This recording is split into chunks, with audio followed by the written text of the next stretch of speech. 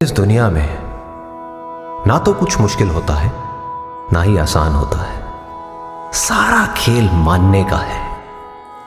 जो मानता है कि उसके लिए मुश्किल है तो उसके लिए मुश्किल है, और जो मान लेता है कि मेरे लिए आसान है तो उसके लिए सब आसान है।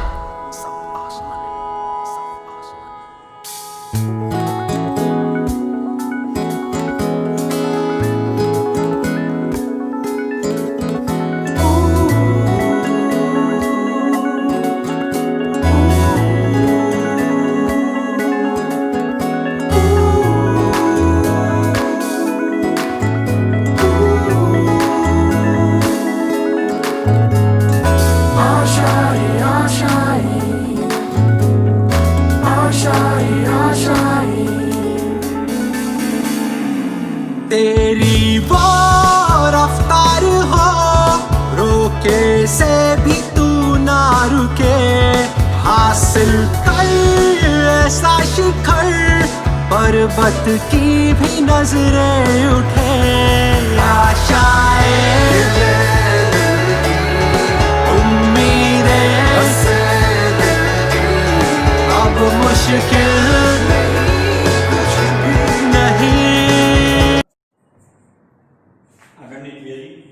સમાન ચુંબકીય ક્ષેત્રમાં પ્રવાહધારી ગૂંચળાને લટકાવતા તેના પર લાગતા ટોર્કનું શું કરવું? તો જો પહેલા સમાન ચુંબકીય ક્ષેત્ર ઉત્પન્ન કરવા માટે આપણે શું કરીશું? તો આપણે એક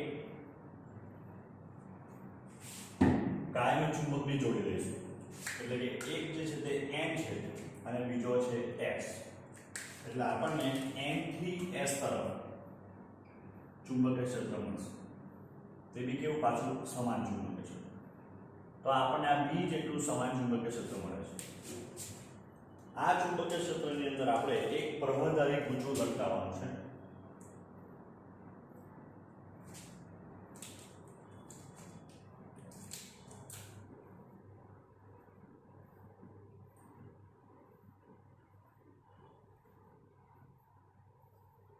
આ જે છે એ પ્રવાહધારી ગૂંચળું છે, એટલે કે લંબચોરસ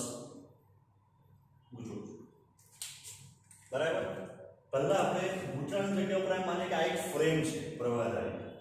ફ્રેમ અને ગૂંચળામાં એક જ ફરક, ફ્રેમમાં એક જ આંટો હોય, ગૂંચળામાં n આંટો હોય। તો સરળતા માટે પહેલા આપણે એક જ ફ્રેમ છે એટલે એક આંટો છે એવું માનીએ। આની અંદરથી આ જેટલો પ્રવાહ પસાર થાય છે। હવે પ્રવાહ કેવી રીતના પસાર થાય એની અંદર ચિંતા નથી કરવાની, આપણે માત્ર કહી શકીએ કે ભાઈ આ જેટલો પ્રવાહ પસાર થાય, બરાબર। હવે આ આકૃતિ દોરવા માટે તમે શું કરી શકો છો? તો આકૃતિને ધીરે ધીરે દોરી છે તો તમે જો કે આ જે તમારી નોટની જે છે એ ચાર લીટી છે। આ બેની વચ્ચે બે લીટી, આ બેની વચ્ચે બે લીટી, ઓકે। વચ્ચેની આ રીતે થઈ ગઈ, પછી એક લીટી ઉપર ને અહીંયા એક લીટી નીચે, એક લીટી ઉપર, આ વચ્ચેની લીટી ઉપર અહીંયા, પછી એને જોડી દેવું તો આ રીતે સરસ ફ્રેમ બની જશે। તો તમારી આકૃતિ બહુ ઈઝી થઈ જશે। અત્યારે આપણે એમ કહી શકાય કે જે ગૂંચળું જે છે અથવા સોરી ફ્રેમ, એ ફ્રેમ એવી રીતના ગોઠવેલી છે જેથી એનું ક્ષેત્રફળ સદિશ a છે એ અહીંયા બી બતાવી શકાય। તો ક્ષેત્રફળ સદિશ a જે છે એ ચુંબકીય ક્ષેત્ર સાથે થીટા જેટલો ખૂણો બનાવે છે।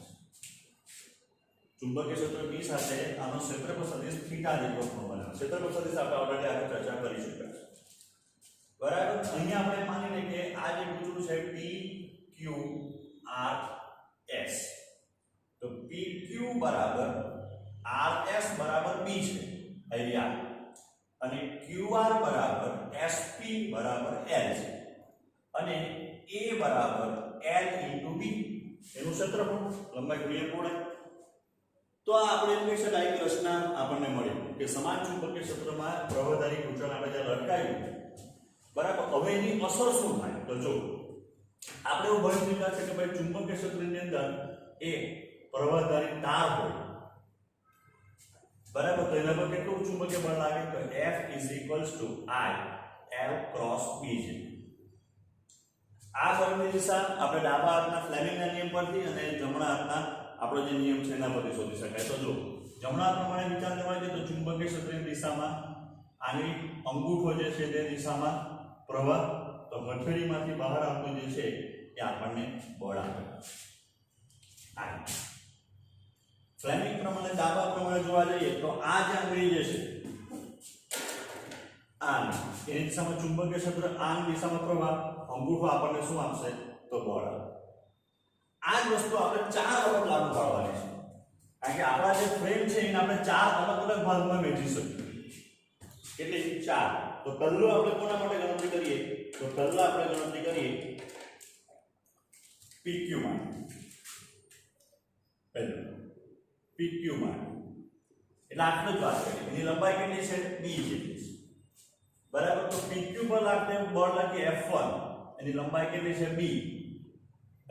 પ્રવાહ કેટલો છે? I વહેતો છે, એની લંબાઈ b ક્રોસ b. પણ જો આપણે એનું મૂલ્ય લખીએ તો F1 બરાબર I b b. બરાબર. અને sin આ આપણને મળે. પણ આ બળની દિશા ના આવે તો જો ચુંબકીય ક્ષેત્ર આ બાજુ, અંગૂઠાની દિશામાં પ્રવાહ, તો બળ કઈ દિશામાં આવવાનું? ઉપરની બાજુ આવે. અહીંયા આ F1. ડાબા પ્રમાણે જોવા જઈએ તો ચુંબકીય ક્ષેત્રની દિશામાં આંગળી, પ્રવાહ દિશામાં આ આંગળી, અંગૂઠો બતાવે. આ રીતે ચાલો બીજી રીતે જોવા જઈએ તો આ રીતે આંગળી ચુંબકીય ક્ષેત્રની દિશામાં, પ્રવાહની દિશામાં અંગૂઠો. અહીંયા PQ માટે જોવાનું છે તો બળ ઉપર તરફ લાગવાનું. બરાબર. એટલે અહીંયા જે દિશા આવવાની એ આપણે કહી શકાય કે ઉપર તરફ. ચાલો બીજાનો વિચાર કરીએ. કોનો? QRS માં તો F1 ડેશ બરાબર I b ક્રોસ b. બરાબર છે. એનું મૂલ્ય લખવા જઈએ F1 ડેશ બરાબર I b b sin θ dash. બરાબર. તો અહીંયા આપણને શું મળશે તો જો અહીંયા આપણે ચુંબકીય ક્ષેત્ર જે છે એ આ બાજુ, પ્રવાહ અંતર આમ, તો બળ ના લાગવાનું, નીચેની બાજુ લાગવાનું. બળ કેટલું લાગે? નીચેની બાજુ લાગે. અથવા આ આંગળી પ્રમાણે ચુંબકીય ક્ષેત્ર આમ છે પણ પ્રવાહ આમ થઈ ગયો તો બળ આમ થઈ ગયું નીચે. કોઈ બી રીતે તમે જો તે બળ કઈ દિશામાં લાગે? નીચેની દિશામાં. કયું બળ? F1 dash. તો આ બંને બળ જે છે એ બંને બળનો વિચાર કરીએ તો માન સમાન I b b sin θ I b b sin θ. કેમ? તો આ થીટા બંને સરખા જ થાય. તમે જો અહીંયા એટલે મૂલ્યનું સરખું I b b બરાબર. પણ દિશા પરસ્પર વિરુદ્ધ અને એક રખસ અહીંયા જોડવા મળી ગયું એટલે પરિણામે કેવું થઈ ગયું? 0.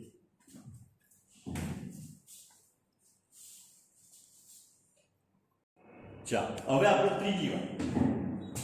ત્રીજાનો વિચાર કરીએ તો ત્રીજું કયા માટે? કોણ? QR. તો QR માટે વિચાર કરીએ તો એને F2 ગણો.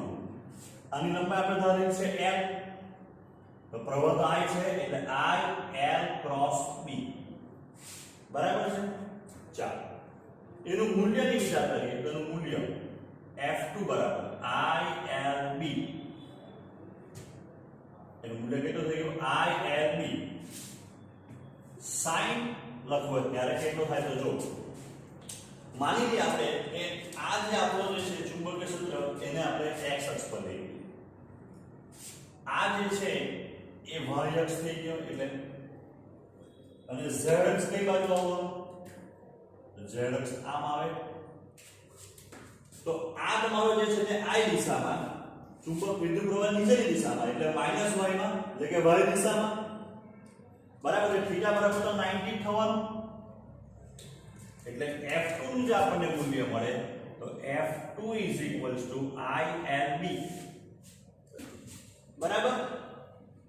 દિશા તરીકે લખવાય છે સદિશ સ્વરૂપે લખીએ F2 બરાબર I L B નું માન થઈ ગયું. દિશા તો જો બે રીતે શોધીએ. પહેલા હાથ પરથી શોધીએ આપણે કે હાથ ઉપરથી આપણે કેવી રીતના દિશા શોધી શકીએ.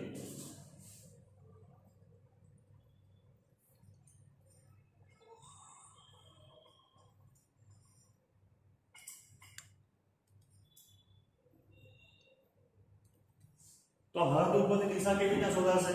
તો જો ચુંબકીય ક્ષેત્ર આમ છે, પ્રવાહ નીચેની બાજુ એટલે હથેળીમાંથી બહાર આવતો તે આપણને બળ બતાવે.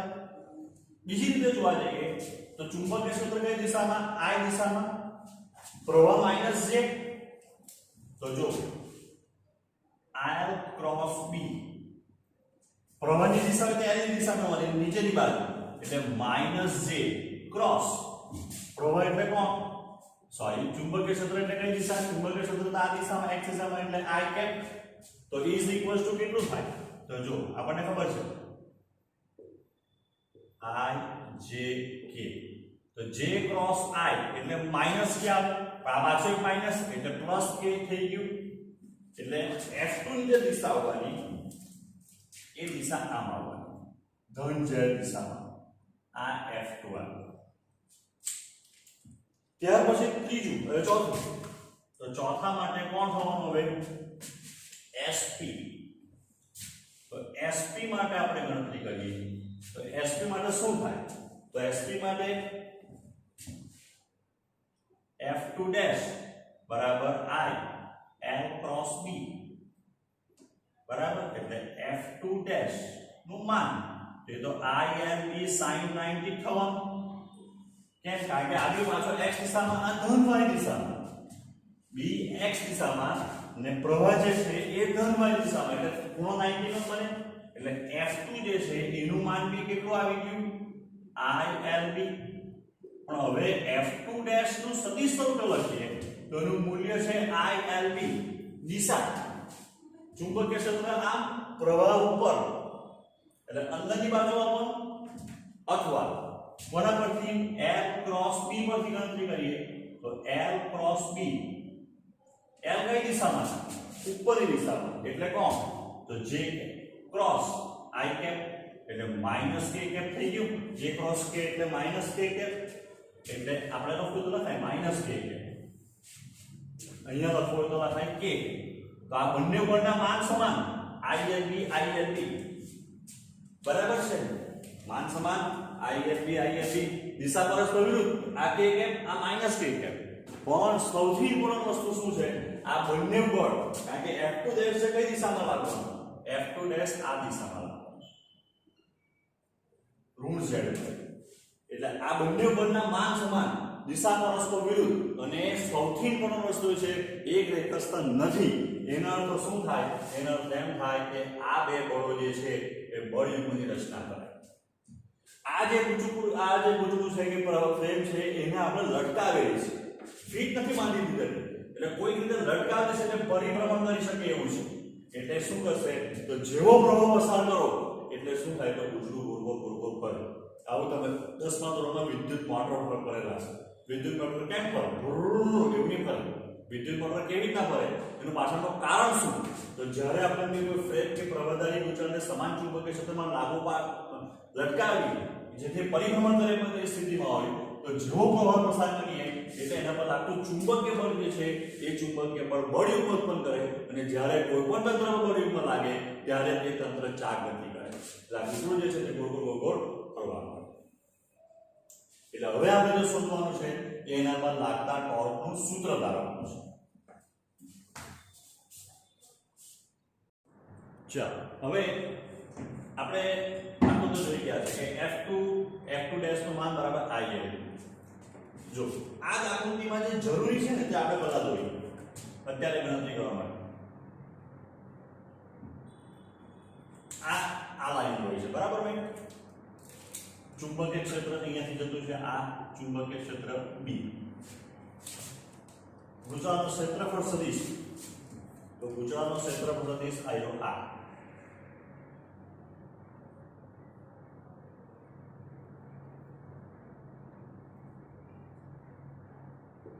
ક્ષેત્રફળ સદિશ જે ચુંબકીય ક્ષેત્ર સાથે આપણે વિચાર એવો કરવું તો કેવો ખૂણો બનાવે? કેટલો ખૂણો બનાવે? આ થીટા. આ લંબ થવાનું કાયદો ક્ષેત્ર આ ગુચળું છે, આ જે ડોટેડ લાઈન છે તે બરાબર. ધારો કે આ બિંદુનું નામ આપું M ને આ બિંદુનું નામ આપું N. તો આ છે તમારું બિંદુ M ને આ છે બિંદુ N. આ બિંદુને ધારો કે નામ આપીએ O. તો આ નામ છે, આ થઈ ગયું O બરાબર. એટલે જો આ આરો થીટા ખૂણો બનાવતા હોય તો આ તો ગૂંચળું એટલે લંબ જ હોય, ક્ષેત્ર પદ્ધતિ હંમેશા પૃષ્ઠનો લંબ હોય, એટલે આ જે ખૂણો બનવાનો કયો ખૂણો? આખો ખૂણો 90, આ ખૂણો થવાનો 90 - થીટા, બરાબર? જે બળ આપણે બતાવ્યા એ બળ કયા બતાવ્યા? તો બળ જે આપણે બતાવ્યા તે કયા કયા છે? F2 અને F2 ડેશ. તો આ થઈ ગયો આપણો F2 ડેશ અને આ છે તે F2, બરાબર? એટલે હવે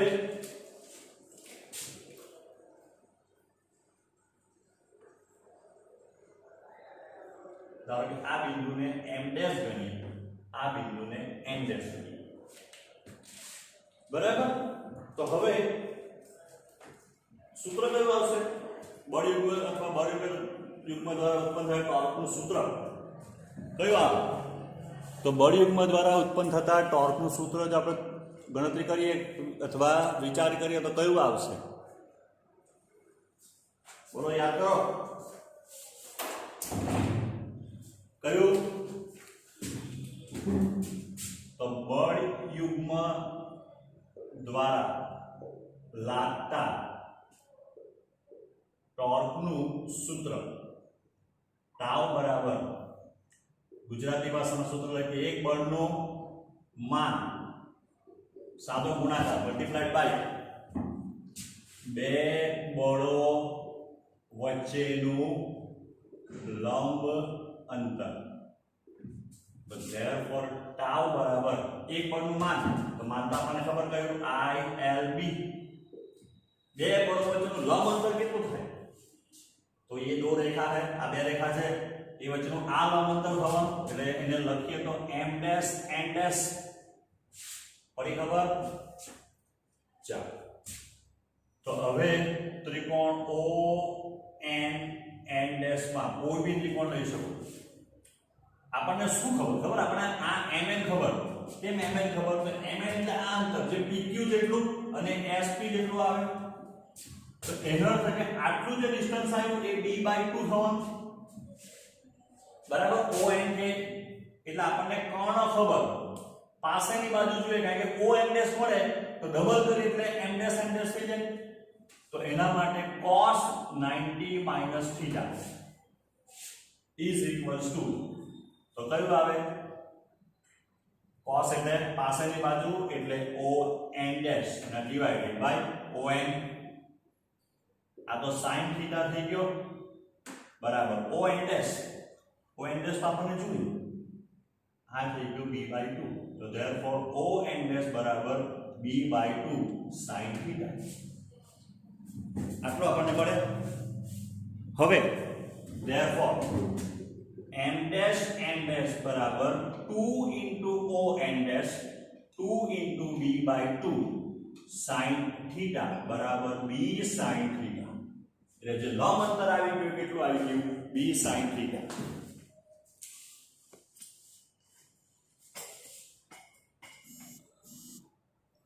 ચાલો, તો હવે therefore ટોર્કનું સૂત્ર ટાઉ બરાબર ILB M dash N dash હતું, તો ટાઉ બરાબર કયું સૂત્ર આવે?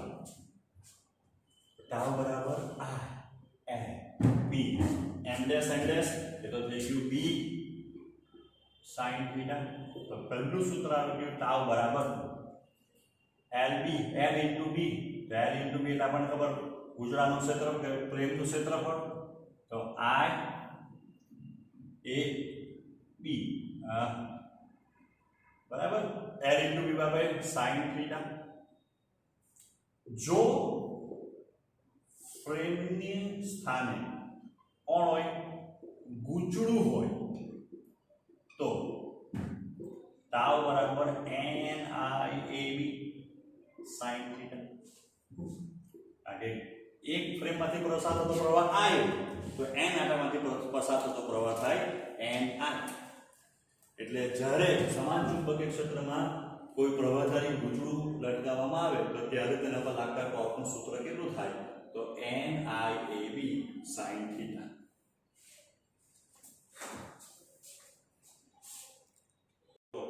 અત્યારે આજે મેં ટ્રાન્સપરન્ટ આપણો જે બોર્ડ છે એના ઉપર એક સર્કલ ડ્રો કરેલું છે. એ સર્કલમાં એરો બતાવેલા છે. એરોની જે ડિરેક્શન તમે બરાબર ધ્યાનથી જો તો તમારા બાજુ જે ડિરેક્શન અત્યારે દેખાતી છે એ સમઘડી છે, જ્યારે મારી બાજુ તો તમે જો કે વિષમઘડી દેખાય, બરાબર છે. હવે હું એરો અને ઓલ્ટરનેટ કરી નાખું તો હવે તમારા બાજુ કઈ થઈ ગઈ, તમારા બાજુ વિષમઘડી થઈ ગઈ ને મારી બાજુ સમઘડી થઈ ગઈ. એનો અર્થ એમ થયો કે જો રિંગની અંદર પ્રવાહ વેવડા હોય, રિંગ હોય કે સોલેનોઇડ હોય, સોલેનોઇડનો ફરક શું હશે, આવું નળાકાર હશે, પણ દેખાય તો રિંગ જ નાળ છે. તો જ્યારે બી કોઈ બી રિંગની અંદર વિદ્યુત પ્રવાહ પસાર કરીએ તો જે બાજુથી જોતા આપણને જો એ વિષમઘડીમાં દેખાય, કોણ પ્રવાહ જો આપણને વિષમઘડીમાં દેખાય, આ જેવી રીતે અહીંયા દેખાતો છે, તો વિષમઘડી માટે શું થાય, તો વિષમઘડી બરાબર. હવે તો વિષમઘડી હોય તો વિષમઘડી માટે શું થવાનું, તો આપણે આ રીતનું એને દિશા બતાવી શકીએ. જો તો આ ઇંગ્લિશનો n થઈ ગયો, એટલે એનો અર્થ એમ થયો કે તે બાજુની બાજુ જે છે કયો રિંગની એ છેડો એ n ધ્રુવ તરીકે વર્તે. હવે આ બાજુ તમે ઊંધી બાજુ જો તો આ ઊંધી બાજુ શું આવ્યું, સમઘડી આવ્યું, બરાબર છે. તો સમઘડી માટે શું દોરવું પડે, તો એ બાજુનો જે છે સમઘડી એ આ રીતના દોરાય, એટલે એ s બની ગયો. એટલે ધારો કે માની લે કે આ ફ્રેમ છે, એમાંથી જો વિદ્યુત પ્રવાહ વહેતો હોય તો જે બાજુથી આપણે જોઈએ તો આપણને પ્રવાહ સમઘડી દેખાય, તો આ ફ્રેમ જે છે એનું આ જે સમતલ છે એ s તરીકે વર્તે. જો આ બાજુ તમને કેવું દેખાવાનું, વિષમઘડીમાં દેખાવાનું, તો વિષમઘડીમાં કયા તરીકે વર્તશે, તો એ n તરીકે વર્તે. એટલે ગજ્યા ચુંબક તરીકે વર્તે, એમ કહેવાય ns તરીકે. જે રીતના ગજ્યા ચુંબકમાં ns આવે તે રીતના ચુંબકીય ડાયપોલ તરીકે વર્તે એમ કહી શકાય. જોયું અત્યારે તમે કે જ્યારે આપણે કહી શકાય કે કોઈ ગૂંચળાના કેન્દ્રમાં વિદ્યુત પ્રવાહ પસાર થતો હોય તો એ ગૂંચળું પોતે ચુંબક તરીકે વર્તે. આપણે સોલેનોઇડમાં બી એવું જોઈ શકીએ કે સોલેનોઇડ બી શું છે, એક પ્રકારનું આ રીતનું ગૂંચળું જ છે સોલેનોઇડ. તો સોલેનોઇડમાં તમે જ્યારે કોઈ એક બાજુથી જોવ ને તમને જો પ્રવાહ સમઘડી દિશામાં દેખાય તો એ સમઘડી દિશામાં દેખાય એનો અર્થ એમ થયો કે તે બાજુનો છેડો જે છે એ s તરીકે સમઘડી. જો એ આ બાજુથી તમને સમઘડીમાં દેખાય તો બીજી બાજુથી તમને વિષમઘડીમાં જ દેખાય. આપણે અત્યારે જોઈ ગયા એટલે જો વિષમઘડીમાં જો હોય, બરાબર, તો વિષમઘડીમાં શું થવાનું, તો એ બાજુનો છેડો n તરીકે બને. તો ગૂંચળામાં કે આવી રીતે ફ્રેમમાં આવું જ બને કે જ્યારે તમે પ્રવાહ પસાર કરો તો પોતે એક ગૂંચળું તરીકે જે છે ચુંબક તરીકે વર્તે. એટલે આપણી જે ફ્રેમ હતી એનો જો વિચાર કરીએ તો ફ્રેમમાં આપણે બે બાજુ જોઈ શકીએ. જો આપણે આ બાજુથી જોતા તો આપણને પ્રવાહ સમઘડીમાં દેખાતો છે, તો પાછળથી આપણે જોતા આપણને વિષમઘડીમાં દેખાવાનો. મેં તમને પ્રેક્ટિકલી બતાવ્યું અત્યારે, બરાબર. તો આ જે તમને જે મળવાનું એ કયું થાય, તો આ s થવાનું છેડો, અને આ બાજુનો જે છે તે n થાય, બરાબર. એટલે કે આપણી જે ફ્રેમ હતી એનો એક બાજુનો n તરીકે વર્તો તો બીજી બાજુનો s તરીકે વર્તે. હવે બરાબર સમજો, સામાન્ય જે ગજ્યા ચુંબક હોય તેને આપણે આ રીતે વિચાર કરો તો n ને s આ બે વચ્ચે જગ્યા હોય, એટલે કે અંતર હોય. ધારો કે હું એ અંતરને 2l ગણું, બરાબર છે. તો આપણે તો ભણી ચૂક્યા પ્લસ ને માઈનસ, જેટલો પ્લસ તેટલો માઈનસ, બે વચ્ચેનું અંતર 2a. તો આને શું આવે, તો એમ કે ચુંબકીય ડાયપોલ મોમેન્ટ આવે q * 2az, બરાબર છે. તો એ જ પ્રમાણે આને જે રીતના આપણે એમ કહી શકાય કે ધન વિદ્યુતભારનું મૂલ્ય q, ઋણ વિદ્યુતભારનું મૂલ્ય -q. તો આ લોકોને વિદ્યુતભારનું મૂલ્ય છે, તો એ પ્રમાણે આ જે ચુંબક છે એ ચુંબકનું પોતાનું ચુંબકનો જે છે એ છેડા ઉપર હોય. ધારો કે તમે કોઈ ગજ્યા ચુંબક લેવ તો એ ગજ્યા ચુંબક પર તમે શું કરો, તમે કે ભાઈ તાંગી ફેંકો, એટલે લોખંડનો ભૂકો, તે બધો અહીંયા ચીટકશે આ જગ્યા ઉપર. આ એટલે એનું ચુંબકનો જે એના છેડા ઉપર છે, એટલે એ જે જેવી રીતના પ્લસ q માઈનસ q આવે ને તો એ પ્રમાણે આને ધ્રુવાંક કહેવાય, પોલ સ્ટ્રેન ps. તો આની મેગ્નેટિક ડાયપોલ મોમેન્ટ લખ્યો m બરાબર pole strength multiplied by 2m. Pole strength જે વિદ્યુતભાર જેવું થઈ ગયું અને બે વચ્ચેનું અંતર આ n છે, તો આ s છે, આવ્યો. તો આ ચુંબકીય ડાયપોલ મોમેન્ટ. તો અહીંયા બી શું છે, તો જો અહીંયા આ NIAB જે છે ને, NIAB, બરાબર, એમાંથી હજુ તરત NIA. તો NIA શું છે, તો જો તો n છે તો જેને લઈને પ્રવાહ ઉત્પન્ન થાય તે, જેને લઈને પ્રવાહ ઉત્પન્ન થાય તે, સોરી ચુંબકીય ક્ષેત્ર ઉત્પન્ન થાય તે. ચુંબકીય ક્ષેત્ર ઉત્પન્ન થતું છે Ni જેટલો પ્રવાહ, બરાબર છે. તો આ Q એટલે શું? તો જેને કારણે વિદ્યુત ક્ષેત્ર ઉત્પન્ન થાય છે. તો એના જેવું થઈ ગયું. બે વચ્ચેનું અંતર અથવા બેને છૂટું પાડતું, તો અહીંયા છૂટું પાડતું અંતર નહીં આવશે. કેમ અંતર નહીં આવશે? છૂટું પાડતું ક્ષેત્રફળ આવશે. અહીંયા આ બાજુનો n તો પાછળનો s, આ s તો આ n બેને છૂટું કોણ પાડે? આખું ક્ષેત્રફળ છૂટું પાડે. એટલે આ તમારો Ni એ શું બતાવશે ખબર? Magnetic dipole moment. એ ઘણી વખત mu m વડે બી દર્શાવાય ને ઘણી વખત b વડે બી દર્શાવાય. એટલે ટાઉ બરાબર જો સૂત્ર મળે mb sin થીટા. ટાઉ બરાબર આપણને શું મળે? mb sin theta. અને જો સદિશ સ્વરૂપે લખીએ તો ટાઉ બરાબર મળશે m ક્રોસ b. બરાબર છે. ટાઉ બરાબર શું મળશે? m cross b. તો આપણે આગળ આવું ભણી ચૂક્યા છે, વિદ્યુત ક્ષેત્રમાં આવું આવી ગયું છે કે ડાયપોલને જ્યારે વિદ્યુત ક્ષેત્રમાં લટકાવવામાં આવે ત્યારે મળતું સૂત્ર કયું? ટોર્કનું ટાઉ બરાબર p ક્રોસ c. p એટલે વિદ્યુત ડાયપોલ મોમેન્ટ, m એટલે ચુંબકીય ડાયપોલ મોમેન્ટ, e એટલે વિદ્યુત ક્ષેત્ર, b એટલે ચુંબકીય ક્ષેત્ર. mb sin થીટા પરથી m ક્રોસ p કેમ લીધો? તો ટોર્ક કઈ દિશામાં લાગતું હતું તે જોઈએ. તો જો આ પરિસ્થિતિમાં તમે જોવા જાય તો ઘૂંટડું આમ ફરવાનું, આમ, બરાબર છે. જે બળ લાગવા એને કારણે ઘૂંટડું આમ ફરે, બરાબર. તો હવે પહેલા આપણે m ની દિશા ખબર હોવી જોઈએ. તો જે રીતના આપણે એમ કહી શકાય કે વિદ્યુત ડાયપોલ મોમેન્ટની દિશા ઋણ વિદ્યુતભારથી ધન વિદ્યુતભાર તરફ. તો અહીંયા n ધ્રુવથી s ધ્રુવ તરફ કોની આવે? m ની દિશા આવે, બરાબર. થાય આટલું ખબર પડી.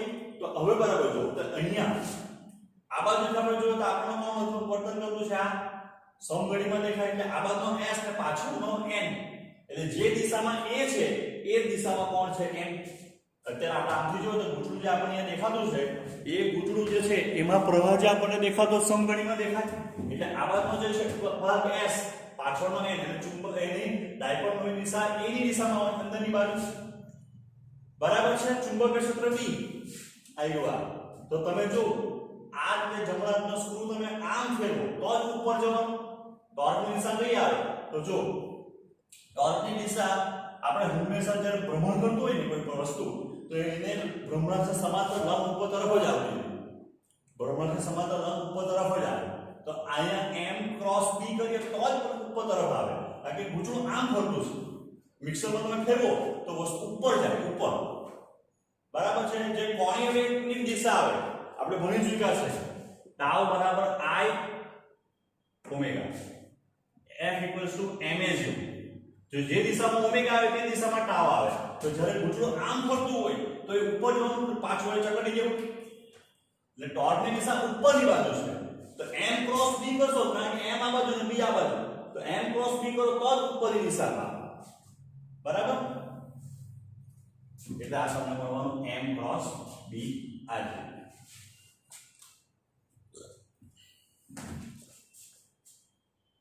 હવે જે આપણે આગળ સૂત્ર તારવું હતું ટાઉ બરાબર NIAB sin થીટા. તો n એટલે આટા સંખ્યા, આ એટલે પ્રવાહ, a એટલે ગુંજાણ ક્ષેત્રફળ, b એટલે ચુંબકીય ક્ષેત્ર. આ બધું અચળ રાખીએ તો કઈ પરિસ્થિતિમાં ટોર્ક મેક્સિમમ લાગે? તો જ્યારે sin થીટા = 1 થાય એટલે કે થીટા = 90 બને.